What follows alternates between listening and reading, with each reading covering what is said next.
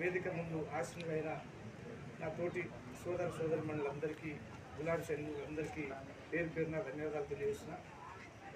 గౌరవనీయ మన మాజీ మంత్రివర్యులు దయాకర్ రావు గారు వారి ఆదేశానుసారం త్వరలో జరగబోయే స్థానిక సంస్థల ఎన్నికల్లో మన యొక్క నియోజకవర్గం నుంచి అత్యధిక స్థానాలు మన బీఆర్ఎస్ పార్టీ అభ్యర్థులు, అది సర్పంచ్ ఎన్నికల ముందు వచ్చినా, ఎంపీటీసీ జడ్పీటీసీ ఎన్నికలు వచ్చినా దానికి కథన రంగంలో దూకేందుకు మనమంతా కార్యోన్ముఖం కావాలని చెప్పి వారు ఆదేశించిన ఆదేశానుసారం నేటి సమావేశ ఉద్దేశం కనుక గౌరవ మా ఎంపీటీసీ పరిధిలో ఉన్న నాయకులందరికీ, మరి మండల నాయకులందరికీ మా మనవి.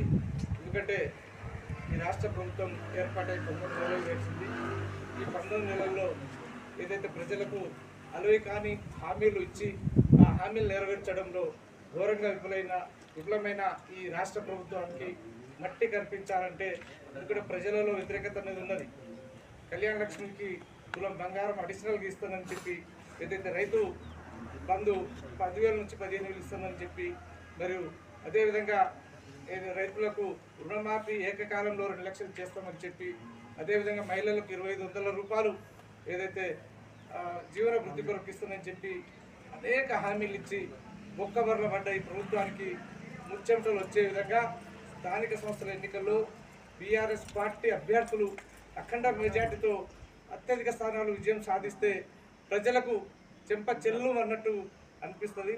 దానికి తోడు ఏదైతే స్థానిక సంస్థల ఎన్నికల్లో, ఎందుకంటే ఒక గ్రామ పంచాయతీకి రాష్ట్ర ప్రభుత్వం ఏ నిధులు ఇచ్చినా ఆ రాష్ట్రానికి, ఆ ప్రభుత్వానికి ఇక్కడ సర్పంచ్నే వీడీసీ చేయవలసి వస్తుంది, సర్పంచే తీర్మానం చేయవలసి వస్తుంది. కనుక ఏదైతే ఈ రాష్ట్ర ప్రభుత్వంలో మన స్థానిక ఎమ్మెల్యే గారు కానీ, మంత్రి గారు కావచ్చు, ఇంకెవరైనా కావచ్చు, వారి నుండి వచ్చే వాటాను గ్రామ పంచాయతీలలో సర్పంచ్, ఎంపీటీసీ, ఎంపీపీ, జడ్పీటీసీలు మనంగా ఉంటే ఆ యొక్క ప్రభుత్వం ఇచ్చిన హామీల పట్ల ఆ ప్రభుత్వాన్ని నిలదీసే హక్కు ఉంటుంది.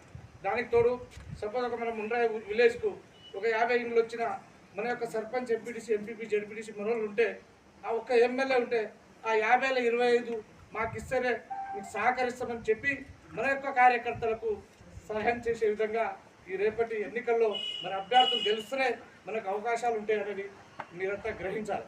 ఎందుకంటే వాస్తవంగా ఎమ్మెల్యే ఎవరైనా కానీ గ్రామ సర్పంచ్ మనోడు అయితే మనం ఆ యొక్క నిధులు అంటే ఒకటి ఇండ్లే కాదు, ప్రభుత్వ సంక్షేమ పథకాలు ఏమున్నా, సంక్షేమ కార్యక్రమాలు ఏమున్నా మన భాగస్వామ్యం ఉంటుంది.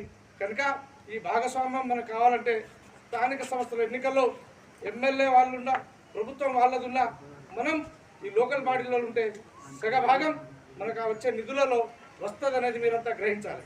కనుక నా సోదరిమణులకు విన్నపం, పార్టీ టికెట్ ఎవరికి ఇచ్చినా, ఏ రిజర్వేషన్ వచ్చినా వారికి, పార్టీ సూచించిన వారికి మనమంతా కంకణబద్ధులమై ఏకతాటిగా ఉండి వారిని గెలిపించే క్రమంలో మనం కొన్ని రోజులు శ్రమ చేస్తే దానికి తగిన ప్రతిఫలం త్వరలో ఉంటుంది. ఎందుకంటే మన ప్రభుత్వం అనేక సంక్షేమ పథకాలు చేసింది గతంలో.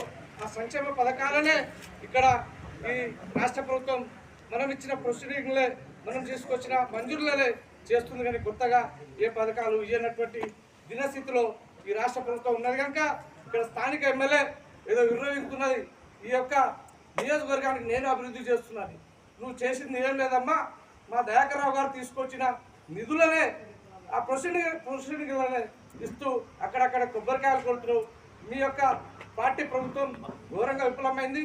ముఖ్యంగా రాష్ట్రంలో ఎమ్మెల్యే విఫలం కాని రీతిలో నువ్వు, మీ షాడో ఎమ్మెల్యే ఝాన్సీ రెడ్డి ఏదో డబ్బున్నదనే అహంకారంతో ప్రజలను మభ్యపెడుతూ మా యొక్క ముఖ్య కార్యకర్తల మీద అనేక కేసులు పెట్టించి భయభ్రాంతులకు గురి చేస్తున్నావు. ఓ ఝాన్సీ రెడ్డి, నీకు మా దయాకర్ రావుకు పోలిక లేదు. ఎందుకంటే న్యాయంగా ప్రశ్నించే పార్టీ, ఉద్యమ పార్టీ మాది.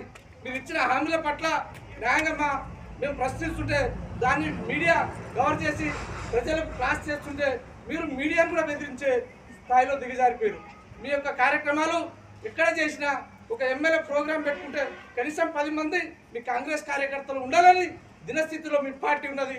మీ పార్టీ చవాంచులోకి వచ్చింది.